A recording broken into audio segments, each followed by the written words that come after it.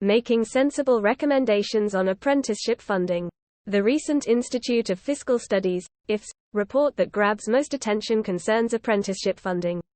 However, creative, the recommendations may feel, any future government would be better to ensure stability in apprenticeship funding, not radical, untested change, such as those proposed by the IFS. This article looks at the pros and cons of the report's proposals and explores why unspent levy should not be used to support other forms of skills training. Proposed changes to apprenticeship subsidies in IFS report. The recommendation in the Institute of Fiscal Studies, IFS, recent report, Investment in Training and Skills, published 12 October 2023, that will attract the most attention, concerns an apprenticeship, uniform subsidy rate for all employers, set at a lower rate than the existing rates. 1. Levy-paying employers and non-levy payers would, under the IFS proposals, receive a government subsidy of the same level but at a rate lower than that currently provided. The report offers no clues as to what such a rate would be. Non-levy-paying employers would, however, receive less than the 95% government contribution that they currently receive, and levy-paying employers would be able to use less than the 110% of their levy payments that they can currently spend on apprenticeships. IFS states, perhaps the obvious way to free up funds for expanded subsidies is to lower the 95% and 110% subsidy rates. 2. Saving on apprenticeship spend. Savings on apprenticeship spend, the IFS recommendation suggests, could then potentially be used to support other forms of training. UVAC would note that less is spent on apprenticeship training in England than is collected through the Apprenticeship Levy even after deductions for the devolved nations. An obvious question is why should such excess funds not be used to support other forms of training instead of reducing apprenticeship subsidy rates? Under a section titled, What are the subsidy rates? 3, the IFS states, levy-paying employers can access funding equal to 110% of the amount of the levy paid, i.e., the full costs and a 10% top-up. This statement is a little confusing as employers can only ever secure the actual cost of an apprenticeship up to the maximum funding band. Non-levy-paying employers, and those who have exhausted their fund, receive a subsidy for 95% of the cost of apprenticeship training and must cover the remaining 5% of costs. Challenges and implications of levy payments for employers. While it is theoretically possible, levy-paying employers are highly unlikely to recover 110% of their levy payments. Most levy-paying employers write off a substantial proportion of their apprenticeship levy payments. Such unused payments are perceived as being used, in part, to fund provision for smaller non-levy-paying employers. Given that the vast majority of levy-paying employers spend significantly less than 100% of their levy payments on apprenticeship provision, unless the percentage was reduced substantially, only negligible savings would be secured. For employers committed to maximising the use and value of apprenticeships, the IFS proposal is, however, potentially bad news. Take the NHS. The NHS aims to maximise the recovery of the levy payments they make. According to the NHS Long-Term Workforce Plan, by 2031 and 6 NHS staff will be recruited by the apprenticeship route in both clinical and non-clinical roles.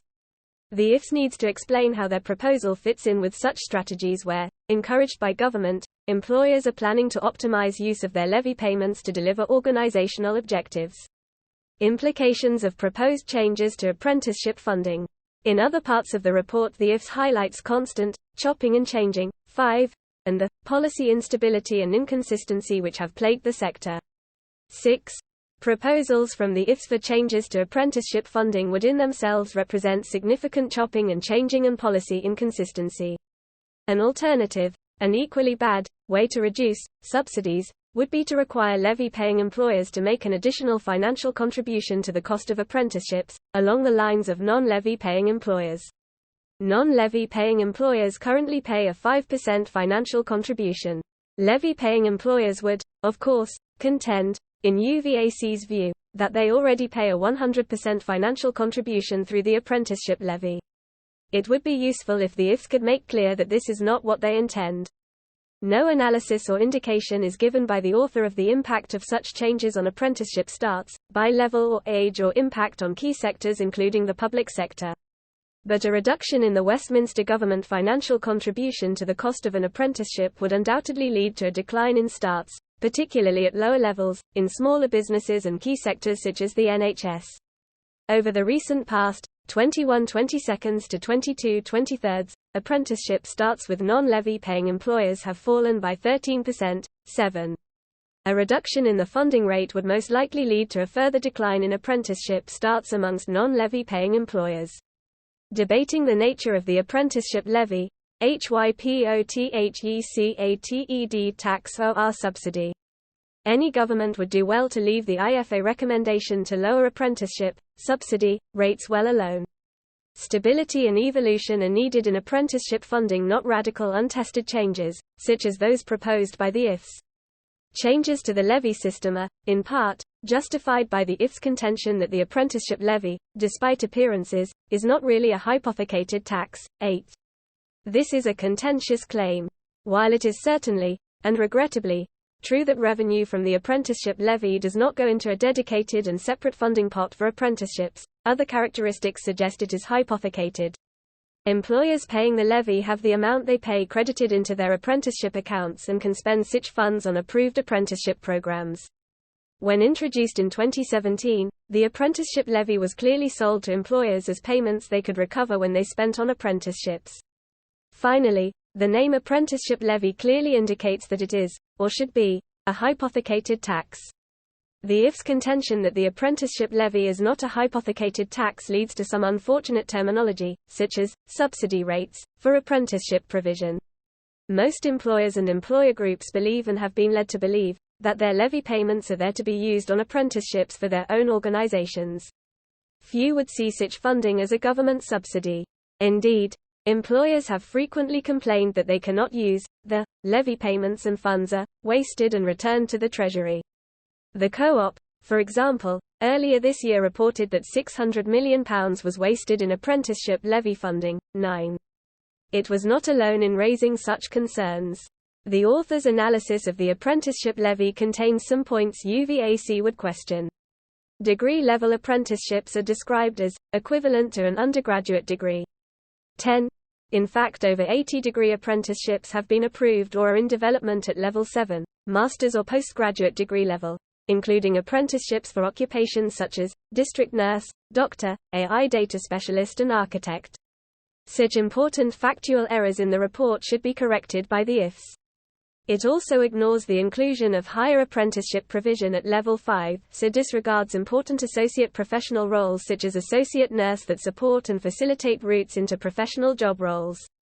Instead of stimulating new training, employers may be induced to relabel existing training as apprenticeships in order to access this subsidy. 11. All apprenticeships are based on employer-developed occupational standards that define the knowledge, skills and behaviors needed to be occupationally competent. These occupational standards are approved by the IFATE and delivered by approved providers in accordance with detailed DFE, ESFA funding rules. Statements that employers can relabel existing training as an apprenticeship are therefore simplistic. The statement that only one sector, public administration, has seen a significant increase in apprenticeship starts since the introduction of the levy. This has been driven by a target for public sector organisations in England to hire apprentices. 12. Needs to be unpicked and more detailed analysis considered. The author rightly highlights the growth of higher and degree apprenticeship. It is worth noting that in terms of the degree apprenticeships with the highest number of starts since 2017-18, 5 were distinct public sector occupations: police constable, registered nurse, advanced clinical practitioner, teacher and social worker. 13. Perhaps this trend is based on a real need to recruit more police officers, nurses etc. rather than just a desire to meet an apprenticeship target. No doubt to some economists this may be dead weight provision. To those managing and using public sector services, the NHS, hospital trusts, police forces and local authorities, such provision is vital. Conclusion. The IFS makes an important point that the apprenticeship levy and associated funding incentivizes employers to choose apprenticeship over and above other forms of training. There is a vast range of non-apprenticeship training which also develops general skills and could be more viable to firms than an apprenticeship. 14. Certainly, proposals from the Policy Exchange and the Labour Party to introduce greater flexibility in provision funded by the apprenticeship levy, while continuing to safeguard apprenticeships, as protected by statute, are worthy of further exploration.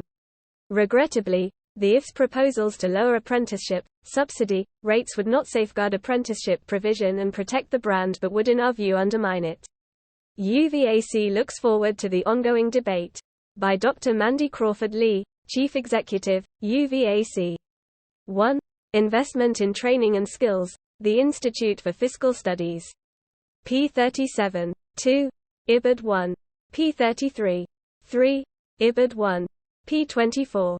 4. The NHS Workforce Plan is huge news for the FE sector. Robert Halfon MP, Minister for Skills, Apprenticeships and Higher Education, FE Week, 30 June 2023.